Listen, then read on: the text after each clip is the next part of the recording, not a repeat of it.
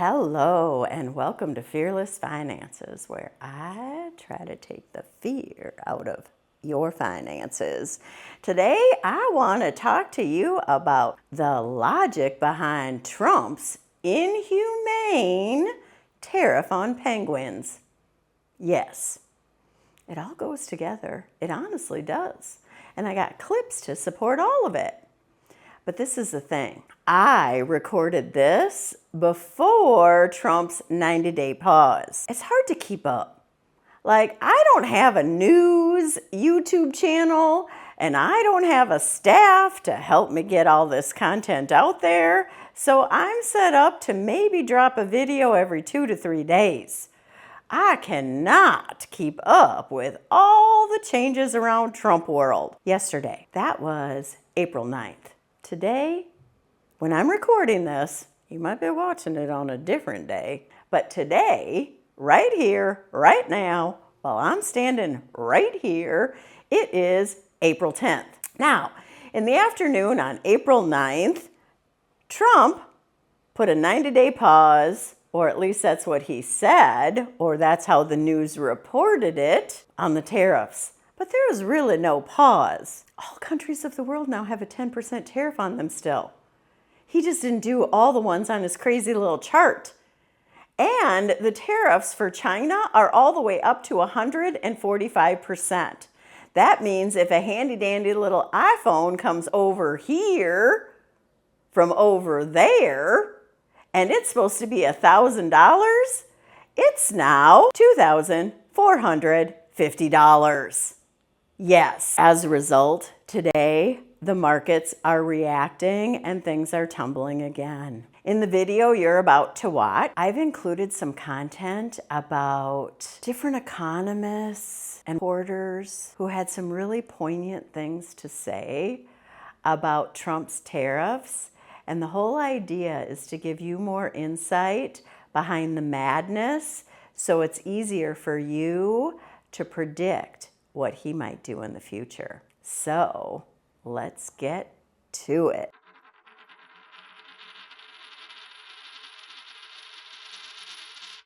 A few days ago, I was creating a video talking about the psychology behind Donald J's choice to put tariffs on basically the whole world. Now that one got into a little bit of the psyche behind Trump, but it also talked quite a bit about the economics, or really the lack thereof, in Donald J's calculation method. And it turns out it's partially Peter Navarro, who I think I heard has a PhD in economics. Wow. Anyway, in doing the research for that, there was one very important quote. I don't know what the logic behind that would be. Just to use an analogy, we as households, we as consumers, we have trade surpluses and trade deficits with different entities in the economy. Most of us run a massive trade deficit with our grocery store. Most of us have a massive trade surplus with our employer. They pay us, but we don't buy anything from them. Are these things that are problems that we need to remedy? So in some sense, the underlying premise that bilateral trade imbalances are necessarily bad is just wrong. But Trump thinks they're bad. He would prefer to be the seller, making money, as opposed to the buyer spending it, which he's allowed to think. But again, this claim of his that all these numbers on this list are effectively the tariff rates that countries charge the US when they're just not at all, and then to use those simplistic calculations to in turn inform the actual reciprocal tariff that, as a matter of official trade policy, the US is going to then impose on actual products from real businesses all over the world. You're going to have a lot of people out there believing something that's not true, namely that Vietnam has a tariff rate of 90% on US exports and Cambodia has a tariff rate of 97%. So that's just bad, right? It just gives people a false view of the world. You know, Trump wields tariffs as a serious weapon of global trade. We've seen how even the simple threat of tariffs can erase trillions of dollars in stock market value and force companies on every side of the border into a decision-making tailspin, because They don't know how to plan their supply chains in the face of such wacky numbers. We may have short-term some little pain, and people understand that. And Trump would say this works towards a noble and important goal, which is to restore the economic engine of American manufacturing. Except this most recent attempt to level the playing field, it isn't supported by sophisticated models or rigorous analysis. The idea behind them was that Trump could use the tariffs we're imposing and say, oh, you're imposing a 90% tariff, but we're going to impose a 45% tariff, so let's negotiate your tariffs down. But when the 90% number is fake, then what do you do? Like, how do you negotiate it down? If you're Cambodia or Vietnam, how do you know how far to bring it down, and what are you even bringing down? Because the core problem isn't the trade barriers you have in place. The core problem is you're not buying enough stuff from the United States, and we're buying too much stuff, in Trump's mind, from you. I'll show you one last thing. This list, one other thing I found curious was how so many countries have exactly 10% written here as the effective tariff rate that they charge the US. Isn't that weird? Like, all these countries charge the US the exact same 10% rate? Well, again, I checked every single one, and all of them, all 115 of them, actually buy more from the US than they sell, which gives the US a trade surplus. As in, by Trump's definition, these are the countries the US currently rips off. But Trump's answer to that is to punish them anyway, to charge their goods a 10% tariff. I don't know what logic explains that. And this all got me thinking. I think I know the logic. And you know what? I can give it to you in 5 points. Donald J., he's a very simple man. He is. It might not seem like it because he's always jumping from here to there and everywhere with new ideas and rambling about all of them. It makes no sense to put tariffs on 100 plus countries that actually have a trade surplus with us. Let's look at the logic, the Donald J. logic, behind these lovely tariffs. Number one, he wants to keep a tax cut to the billionaires, which by doing a tariff, which he can unilaterally do, he can put that tax burden on the American people under a regressive tax. This is part of the reason that we got away from tariffs from the Gilded Age that Donald J. seems to love so much. I'll put that all in a different video. We got enough to cover here. So, logic point number one. It gives Donald J. a way to raise tax revenue so he can keep a tax cut to the billionaires. Point number two, it gives him the ability to actually threaten other countries, which he seems to enjoy doing. Did you know we plan to, well, not we, Donald J. plans to increase the defense budget by $100 billion, bringing it to over $1 trillion?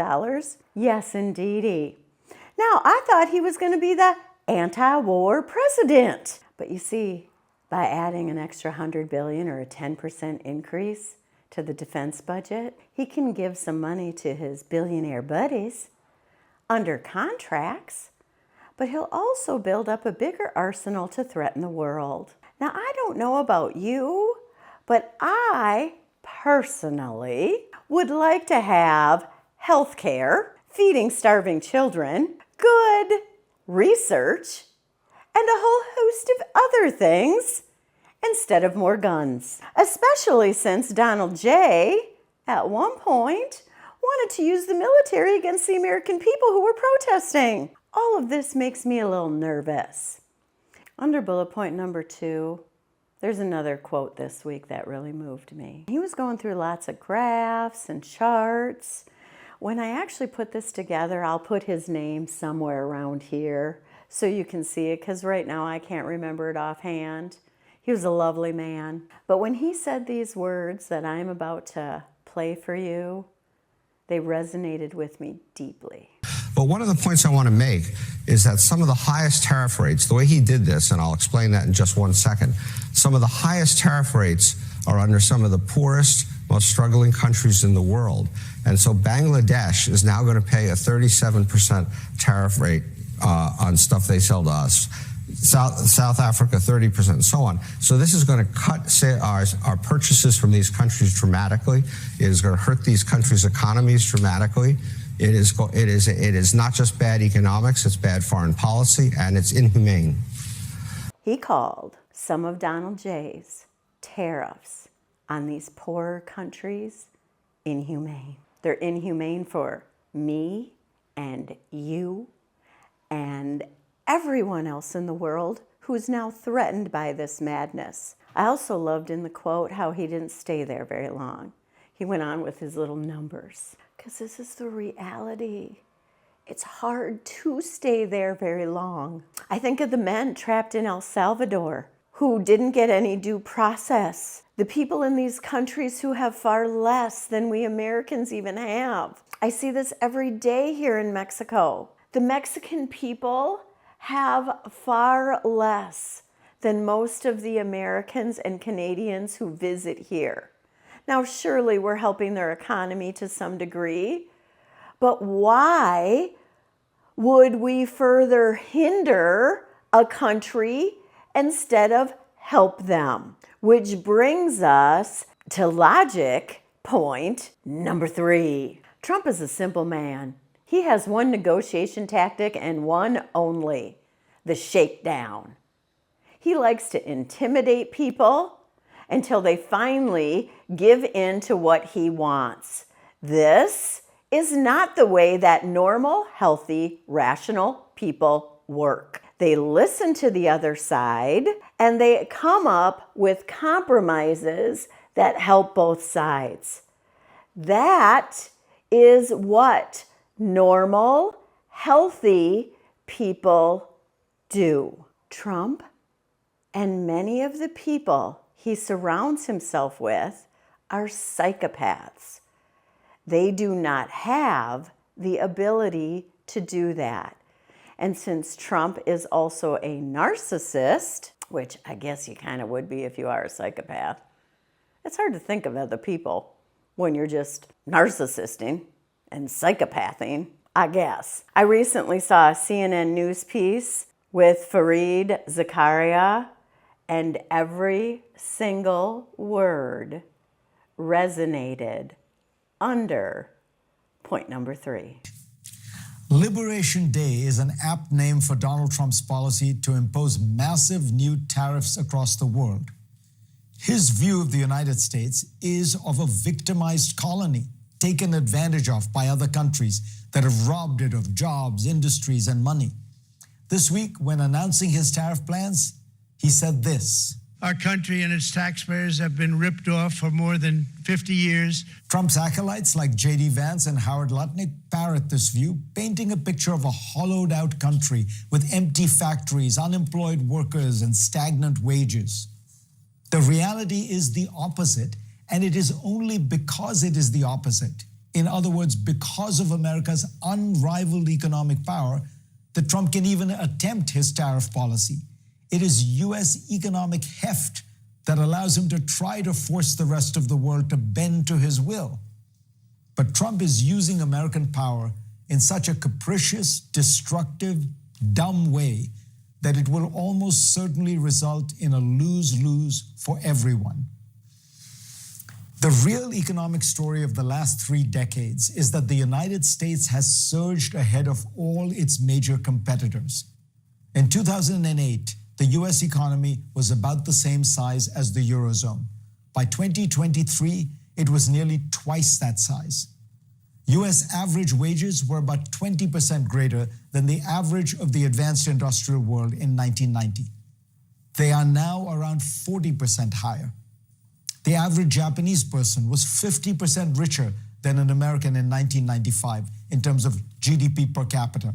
Today, an American is about 150% richer than a Japanese person.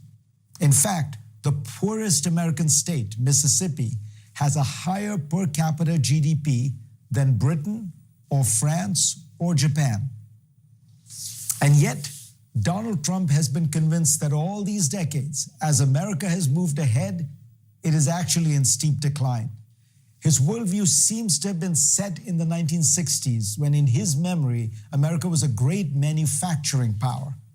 Another piece of that antique worldview is an overestimation of Moscow's power, which in his mind apparently remains a towering economic player on the world stage with whom he can do many important deals. Russia, bizarrely, has been excluded from any new tariffs. The reality of America as the dominant nation in the fastest growing and most critical spheres of the global economy today, technology and services, seems to mean nothing to him. His tariffs have been calculated using a method closer to voodoo than economics. Among many mistakes, they are based solely on US trade deficits with countries in goods. That America runs huge surpluses in services, exporting software services, movies, music, law, and banking to the world somehow doesn't count. More than 75% of the US economy is apparently intangible fluff. Steel is the real deal. But while America is the world's dominant power, it is not so strong that it can act this irrationally. The world economy has grown of a size and scope that it will find ways around American protectionism, which is now among the world's most egregious. Contrary to Trump's stubborn beliefs, the US was in fact already somewhat protectionist, with tariff and non-tariff trade barriers greater than in 68 other countries. Now, with these new tariffs, American protectionism is literally off the charts, with higher rates than the Smoot-Hawley ones of 1930 that exacerbated the Great Depression. In the short run, everyone will suffer. But in the medium to long run, countries will start trading around the United States. This movement has already begun. Since Trump won in 2016, the US has abandoned virtually all efforts to expand trade. But other countries have picked up the slack. The European Union has signed 8 new trade deals, and China has signed 9. As Ruchir Sharma notes, of the 10 fastest growing trade corridors, 5 have one terminus in China. Only 2 have a terminus in the United States. Countries around the world need growth, and that means trade. China will clearly be the big winner in this new world economy because it will position itself as the new center of trade. Add to this Trump's hostility toward America's closest allies, and you will likely see Europe, Canada, and even some of America's Asian allies find a way to work with China. Donald Trump's nostalgic worldview is rooted even further back than the 1960s. He looks fondly on the late 19th century, when, as he described this week, the US had only tariffs and no income tax, and America was way stronger economically than it has ever been compared to the rest of the world. This history is nonsense. In 1900, the US was around 16% of the global economy by one measure. It is now about 26% of it. American standards of living and health are much higher today. But in acting out on his nostalgic fantasy, Donald Trump might well end up dragging America back to what it was then, a poorer country dominated by oligarchs and corruption, content to swagger around in its backyard and bully its neighbors, but marginal to the great currents of global economics and politics.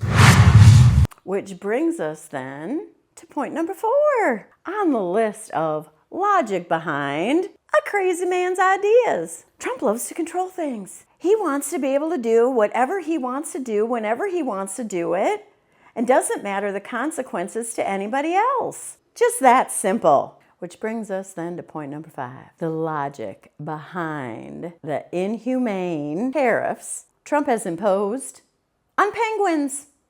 Because after all, some of the countries that we have these tariffs on are not even inhabited.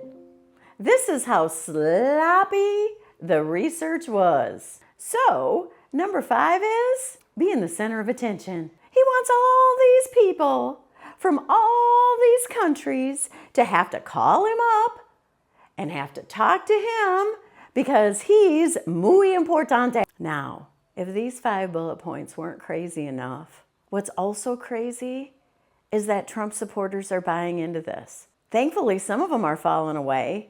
I hear Elon Musk is basically saying that Peter Navarro needs a brain transplant, that he's got some crazy ideas and there should be 0 tariffs. In fact, we just need some people who know what the heck they're doing in charge, instead of Donald Trump, who just doesn't. I don't understand why we can't trust experts. Why is it that 70 million people had to decide that the people who were trained to do some of these things shouldn't be doing it, and a man who's failed at every single business should? So there's been some great clips out there, some great moments to look at, and I'm glad you stuck around for me to share mine with you. Well, at least a handful of them. So just remember, Donald J. and his lovely little team are quite simple indeed. They're just following Trump's lead to do a shakedown, because that's the only language he knows. He doesn't know how to negotiate, and they're feeding his controlling issue to be the center of attention. Meanwhile, the Republicans can keep the tax cut on the billionaires, while a sociopath harms us and a lot of other nations of the world. It is inhumane, and I've been saying it for a long time, but we need to stop this sooner rather than later. This will not get better under Donald J. It will only get worse. But you know what? I am so grateful for you and the opportunity to share this information with you, because it does help me feel a little bit better to know that you are out there too. If you'd like to watch that other video that I mentioned, the one where I first came across that clip, I suggest you click right there, and I'll see you in just a minute.